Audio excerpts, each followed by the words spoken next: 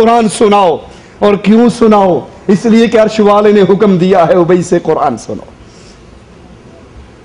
صحابی روتے ہوئے کہتے ہیں آقا اللہ سمانی، میرے رب نے میرا نام لیا ہے. یہ روح کی غذا ہے، اس روح کی جو اللہ کی جنت میں جانے والی ہے. اگر تمہاری بات مان لی جائے کہ موسیقی، ساز، گانا روح کی غذا ہے تو معاف کرنا یہ جہنم میں جانے والی روح کی غذا ہے. مومن روح کی غذا اللہ کا قرآن ہے. رسول اللہ صلی اللہ علیہ وسلم فرماتے ہیں، صحیح بخاری کے اندر یہ حدیث موجود ہے، میری امت میں ایسے لوگ ہوں گے جو زنا کو، ریشم کو، شراب کو، آلات موسیقی کو حلال جانیں گے. کتنے وہ خبیث ہیں جو میڈیا کے ذریعے اعلان کرتے ہیں کہ ساز، گانا یہ سب جائز ہے، اور دلیل دیتے ہوئے شادی کے گیتوں کی دلیل دیتے ہیں جو نابالغ بچیاں شادیوں پہ پڑتی ہیں، یا وہ لڑکیاں پڑتی ہیں جن کی آواز نامحرم کانوں میں نہیں جاتی. عورتوں میں بیٹھ کر شادی کے اوپر دف بجا کر وہ گیت گاتی ہے تاکہ یہ شادی، اس کا اعلان ہو جائے، اس کی مشہوری ہو جائے. اس کو لا کر کنجریوں کے گانے پہ فٹ کیا جاتا ہے. انا للہ و انا الیہ راجعون. ان گانوں کے بولوں پر، موسیقی کی ان دھنوں پر، ان آوازوں کو فٹ کیا جاتا ہے. اس کے جائز ہونے کے فتوے دیتے ہیں.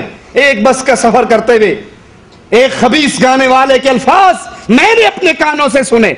اس نے ایک ٹوٹی پھوٹی بستی کا ٹی وی پہ منظر آیا اور وہ کہنے لگا اللہ نعوذ باللہ ثم نعوذ باللہ ثم نعوذ باللہ تعالی اللہ عما یقولون. نقل کفر نباشد.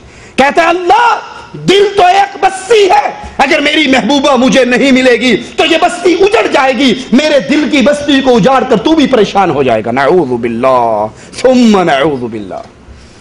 یہ کفریہ الفاظ اس موسیقی کی دھنوں پر شیطان کے ایجنٹ گاتے ہیں، اور فتویٰ دینے والے فتوے دیتے ہیں کہ ساز، موسیقی یہ تو جائز ہے بلکہ حلال ہے، اس کا سارا استعمال درست ہے. اور اللہ کے نبی فرماتے ہیں اس امت میں ایسے لوگ ہوں گے جو زنا کو، ریشم کو، آلات موسیقی کو حلال جان لیں گے. عبداللہ ابن مسعود فرماتے ہیں گانا دل کے اندر ایسے نفاق کو پیدا کرتا ہے جیسے پانی کے برسنے سے انگوری پیدا ہوتی ہے.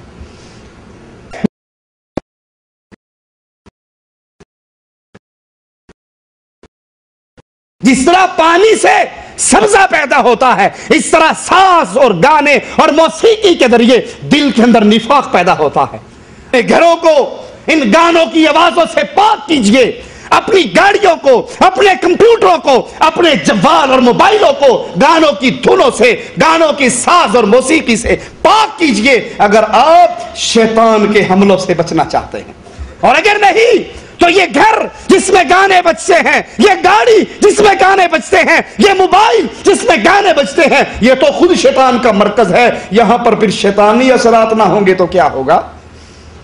یزید بن ولید رحمہ اللہ فرماتے ہیں لوگو گانے سننے سے بچو، کیونکہ گانا سننا شرم و حیا کو کم کر دیتا ہے.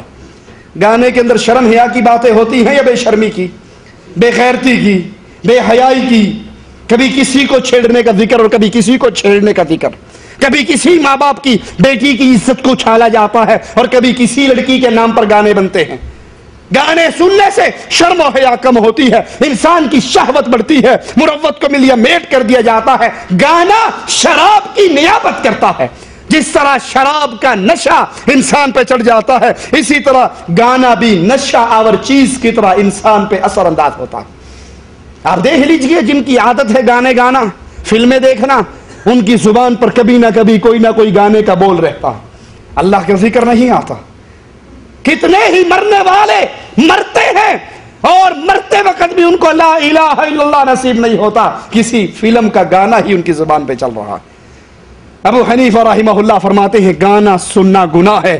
امام مالک رحمہ اللہ فرماتے ہیں جب گانے کے بارے میں پوچھا گیا آپ نے فرمایا گانا سننا فاسقوں کا کام ہے، گناہ گاروں کا کام ہے. امام شافعی فرماتے ہیں گانا سننا ایک ناجائز عمل ہے اور اس کا عادی انسان احمق ہے. اگر یہ گانا سننے والا کسی کے بارے میں گواہی دے گا تو قاضی گانا سننے والے کے اس جرم کی وجہ سے اس کی گواہی کو قبول نہ کرے. احمد ابن حنبل امام اہل سنت رحمہ اللہ سے پوچھا گیا گانے سننے کے بارے میں، تو کہنے لگے گانا سننے سے دل میں نفاق پیدا ہوتا ہے، میں اس کو پسند نہیں کرتا۔ واضح ہو گئی گانوں کی حرمت احادیث رسول سے، اقوال سلف سے۔ اب سوچئے، مسئلے تو بڑے واضح ہیں، میں اور آپ اپنے دل کو سمجھا کر اپنے گھروں کو، اپنے حالات کو بدلتے ہیں یا اسی راستے پر چلتے ہیں؟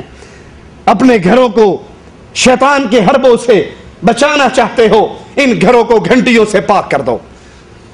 ابو ہریرہ رضی اللہ عنہ وارضاہ فرماتے ہیں نبی کریم صلی اللہ علیہ وسلم نے فرمایا گھنٹی شیطان کا باجا ہے۔ ابو ہریرہ سے ہی ایک اور روایت میں ہے، فرماتے ہیں فرشتے ان مسافروں کے ساتھ سفر نہیں کرتے جن کے ساتھ گھنٹا ہو یا کتا ہو۔ جس قافلے میں کتا یا گھنٹا ہو وہاں پر فرشتے سفر نہیں کرتے۔ فرشتے اللہ کی فوج ہیں اور ہمیشہ شیطانی فوج کے ساتھ حالت جنگ میں ہے۔ جب رحمانی فوجیں ان سے علیحدہ ہوتی ہیں تو شیطانی فوجیں پھر انسان پر مسلط ہو جاتی ہیں، غالب ہو جاتی ہیں۔ لیکن اس گھنٹی سے مراد کیا ہے؟ اس گھنٹی سے وہ گھنٹی مراد ہے جو شکل میں گرجے کے ناقوس کی طرح ہو اور اس کی آواز اس سے مشابہ ہو۔ اس سے مراد ٹیلی فون کی گھنٹی نہیں یا گھر کے دروازوں پہ لگی ہوئی گھنٹی نہیں، بلکہ وہ گھنٹی جو شکل میں گرجا گھروں کے ناقوس کے مشابہ ہو اور اس کی آواز بھی ویسے ہی ہو۔ اگر کوئی گھنٹی عیسائیوں کے اس گرجوں کے گھروں میں بننے والے ناقوس بجنے والوں کی مشابہ ہے تو اس کو لگانا جائز نہیں، اس کو سفر میں لے جانا جائز نہیں۔ لیکن اگر کوئی ایسی گھنٹی آپ کے موبائل میں یا آپ کے گھر کے باہر لگی ہے جس میں ساز ہے، موسیقی ہے، تو ساز اور موسیقی ہونے کی بنا پر وہ حرام ہے۔ اسی طرح اپنے گھروں کو صلیب کے نشانوں سے پاک کیجئے۔ کہنے کو یہ بڑی چھوٹی بات ہے، لیکن اگر آپ اور میں اپنے گھروں کو چیک کرنا شروع کریں گے کتنی ہی میڈیسن آپ کو ملیں گی جس کے اوپر صلیب کا نشان ہوگا۔ مصلی نماز پڑھنے کے بنے ہوئے صلیب کا نشان ہے، کپڑوں پہ غور کریں گے صلیب کا نشان ہے، قالین پہ غور کریں گے صلیب کا نشان ہے، بچوں کے جوتوں پہ غور کرو گے صلیب کا نشان ہے۔ یہ عیسائیوں کی پلاننگ کے تحت صلیب کے نشان مسلمانوں کے گھر میں انجانی صورت میں داخل ہو چکے ہیں، جانتے نہیں ہیں۔ کوئی چیز خرید کے لاتے ہیں لیکن اس پہ صلیب کا نشان ہے۔ اپنے گھروں کو صلیب کے نشان سے پاک کیجئے۔ رسول اللہ صلی اللہ علیہ وسلم، حضرت عائشہ روایت فرماتی ہیں کہ آپ کے گھر میں صلیب کا کوئی بھی نشان ہوتا آپ اس کو توڑ ڈالتے۔ اب سوچئے کیا نعوذ باللہ اللہ کے نبی خود جان بوجھ کے وہ گھر میں لے جاتے تھے؟ کسی ایسی چیز پر صلیب کے نشان بنا ہوا جو آپ کے گھر میں داخل ہو چکی ہے، وہ لباس ہو، وہ قالین ہو، وہ جائے نماز ہو، وہ ٹائل ہو، وہ کچھ بھی ہو، اگر اس پہ صلیب کا نشان ہے اس کو تبدیل کر دیجئے، بدل دیجئے۔ حضرت عائشہ فرماتی ہیں اللہ کے نبی صلی اللہ علیہ وسلم جب گھر میں کوئی ایسی چیز دیکھتے جس پہ صلیب کی تصویر بنی ہوتی تو ایسی چیز کو توڑ ڈالتے۔ یہ حدیث صحیح بخاری میں ہے اور ابو داؤد کے اندر موجود ہے۔ اسی طرح اپنے گھروں کو بتوں سے پاک کیجئے، مجسموں سے پاک کیجئے۔ اب تو شوق کے لیے شو پیس آپ نے دیکھے ہوں گے، ارے اکثر گاڑیاں دیکھی ہوں گی جن کے پچھلی سیٹ پر اونچا کر کے شیشے کے نیچے کتے بیٹھے ہوئے ہوتے ہیں۔ اب تو چائنا نے نئے کتے نکال دیے جن کی گردن میں سپرنگ لگا ہوتا ہے، وہ بیٹھے بیٹھے یوں ہل رہے ہوتے ہیں تاکہ پچھلوں کو وہ کیا بتاتے ہیں یہ جو جا رہا ہے برادری ایک ہی ہے، دیکھ لو، مجھے دیکھ لو یا اس کو دیکھ لو، ایک ہی چیز ہے۔ گاڑیوں میں کتے، گاڑیوں میں درمیان کا جو شیشہ لگا ہے اس کے ساتھ کتنی خوش نصیب ہیں وہ لوگ جن میں ان کے ساتھ سفر کی دعا لگی ہوئی ہوتی ہے، اللہ کے نام لکھے ہوئے ہوتے ہیں، کوئی قرآن کا ذکر، قرآن کی آیت لکھی ہوئی ہوتی ہے۔ اور کتنے بد نصیب ہے جو وہاں پر بھی بلی ٹانگتے ہیں، کتا ٹانگتے ہیں، مجسموں سے بھرے ہوئے۔ لڑکی سکول پڑھنے کے قابل ہوئی 8ویں 9ویں کلاس کی، دستکاری سیکھتی ہے تو اس کے کمرے میں جائیے بیٹیوں کے، اس نے فوم سے خرگوش بنایا ہوا، تتلیاں بنائی ہوئی، یہ مجسمے، تصویریں، بت اپنے ہاتھ سے بنا بنا کر اپنے گھروں میں رکھتے ہیں۔ یاد کر لیجئے رسول اللہ صلی اللہ علیہ وسلم اپنے گھر میں داخل ہو رہے، بیٹھنے والی کسی چیز پہ آپ کو کوئی تصویریں نظر آئی، دروازے پہ کھڑے ہو گئے، ناراضگی کا اظہار فرمایا۔ عائشہ فرماتی ہیں اے اللہ کے نبی میں توبہ کرتی ہوں اللہ کے رسول کے سامنے، لیکن میرا گناہ تو بتائیے۔ آپ نے فرمایا یہ چیز جو تیرے گھر میں پڑی ہے اس پہ تصویریں بنی ہوئی ہیں۔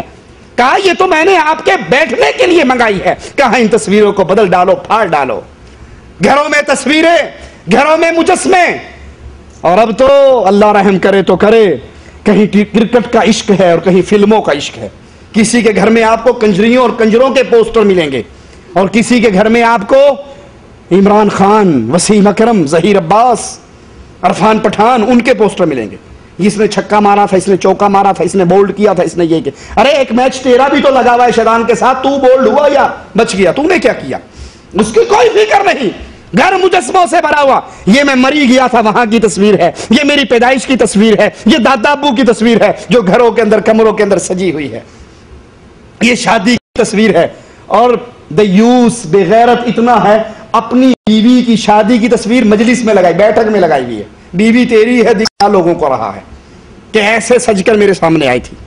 غیرت نام کی چیز ہمارے ذہنوں سے ختم ہو گئی ہے. بے غیرتی ہمارے اوپر چھائی ہوئی ہے. گھر مجسموں سے، تصویروں سے بھرے ہوئے.